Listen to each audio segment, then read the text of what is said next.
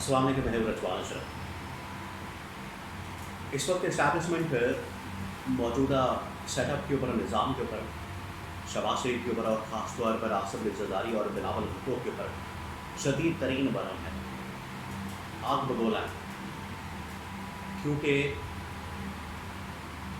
इनको जो काम कहा गया है, इस्टेब्लिशमेंट ने इनको जो जिम्मेदारी दी, इनको जो काम कहा, इनको जो टास्क दिया, उसको पूरा करने की बजाय ये लोग आगे से धमकियाँ में लहजे के अंदर, फिरौनियत के लहजे के अंदर, नमरूद के लहजे के अंदर बात कर रहे हैं, जिसकी वजह से इस्टेब्लिशमेंट को बड़ा गुस्सा है। 2-3 बड़ी डेवलपमेंट्स हुई हैं,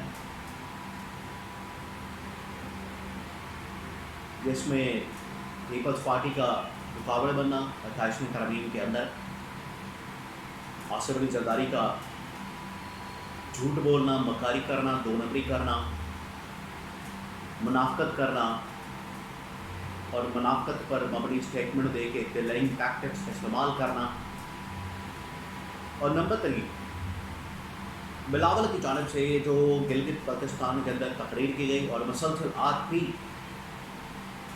वो तकरीरें उसी तरह से 16 बयानी और उसके अंदर धमकी अमेज़ लहजा, फिरौनियत पर मबनी लहजा उसी तरह से कायम इस्टेब्लिशमेंट के खिलाफ। इसके ऊपर इस्टेब्लिशमेंट को बड़ा गुस्सा है और उन्होंने अब इनका बंदोबस्त करने का फैसला किया।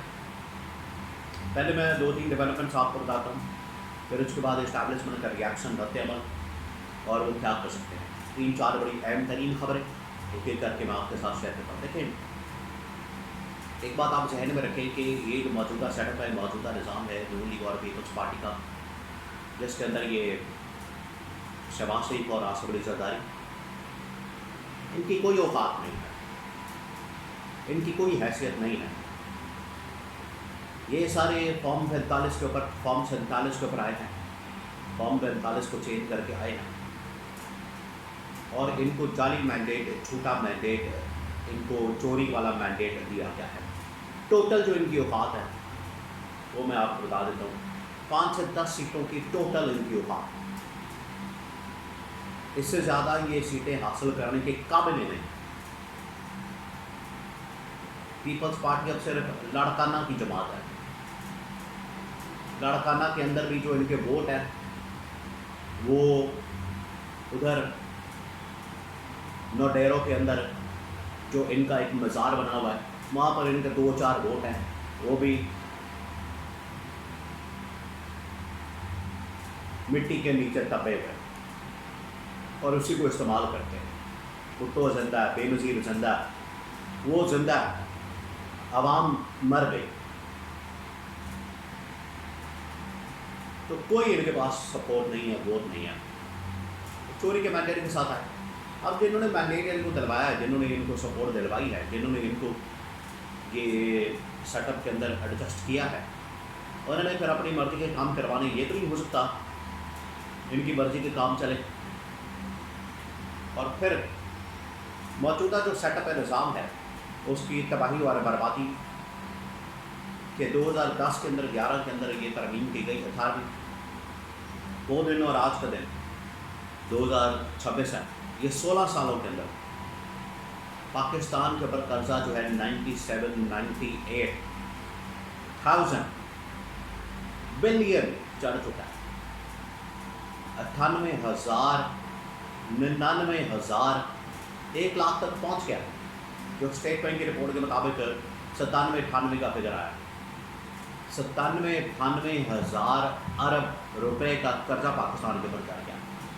जो 2010 के अंदर जब ये तरमीम की गई थी, उस वक्त 10 से 12,000 खर्चा था पाकिस्तान का।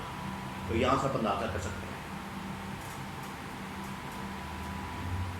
ये है 18वीं तरमीम का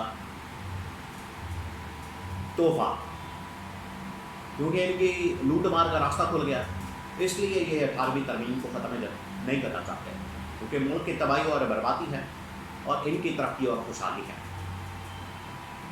تو اسٹیبلشمنٹ ان کو کہہ رہی ہے رول بیک کرنے کے لیے 28ویں ترمیم لانے کے لیے یہ رکاوٹ بن کے بیٹھے ہیں.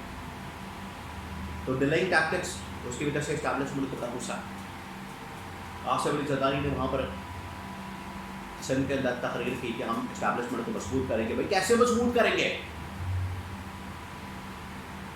جب آپ کے اندر منافقت ہے, عیاری ہے, مکاری ہے؟ تو مضبوط کرنا تو آپ نے پھر 18ویں ترمیم کو ختم کر کے مضبوط کرنا ہے, نہ کہ خزانے کے اوپر سپ بن کے بیٹھ جائیں اور کھائی جائیں. اس طرح سے تو مضبوط نہیں ہوگی نہ اسٹیبلشمنٹ نہ پاکستان. تو dealing tactics number 1 reason establishment کو برہم کرنے کی. پھر ان کو کہا گیا کہ 5 جون سے پہلے عید سے پہلے 28ویں ترمیم کو پاس کریں. انہوں نے وہ بھی نہیں کیا. اسٹیبلشمنٹ پر اب نیلے پہ ڈالا ان لوگوں نے یہ مارا کہ گلگت پاکستان کے اندر جا کے انہوں نے اسٹیبلشمنٹ کے خلاف محاذ کھول دیا اور وہاں پر اسٹیبلشمنٹ کے اوپر حملہ آور ہیں اور فرعونیت کے انداز میں یہ اسٹیبلشمنٹ کو للکار رہے ہیں کہ ہم نے گوادر نہیں دینا, ہم نے کراچی نہیں دینا, ہم نے 18ویں ترمیم کو ختم نہیں ہونے دینا, ہم نے بان صدر خالی نہیں کرنا, ہم نے حکومت خالی نہیں کرنی, ہم نے ووٹ نہیں دینا. تو یہ اسٹیبلشمنٹ کو للکارا جا ہے, جس کی وجہ سے اسٹیبلشمنٹ نے بھی کہا ہے کہ اچھا یہ آپ لوگوں کی یہ اوقات ہے, آپ لوگوں کی اتنی اوقات ہے, آپ ہمیں بات کریں گے, آنکھوں میں آنکھیں ڈال کر بات کریں گے, ہمارے سامنے اس طرح کا لہجہ استعمال کریں گے, ہمیں بتائیں گے, ہمیں سکھائیں گے, ہمیں یہ لہجہ استعمال کریں گے, تم لوگوں کی ایسی کی تیسی. اسٹیبلشمنٹ اس وقت شدید برہم ہے اور اسٹیبلشمنٹ نے اب کہہ دیا کہ ٹھیک ہے آپ نے اگر نہیں کرنا تو نہ کریں. پھر ہمارے پاس اور حربے ڈنڈے موجود ہیں ان کے معصوم مروڑنے کے, ان کو لائن میں لانے کے, ان کے کیسز, کرپشن کے مقدمات اور ان کی لوٹ مار, ان کی ایان علی, ان کی پینٹی, یہ سارے معاملات کھلیں گے. اور صرف یہی نہیں, ڈاکٹر عاصم اور مجید اور پتہ نہیں کون یہ جو سارے ان کے فرنٹ مین اربوں روپے کھا گئے, جو سب کا کھاتا کھلے گا. تو یہ اسٹیبلشمنٹ کو ان لوگوں نے اب شیر کو جگایا, شیر کے منہ میں ہاتھ ڈالا, شیر کو چھیڑا,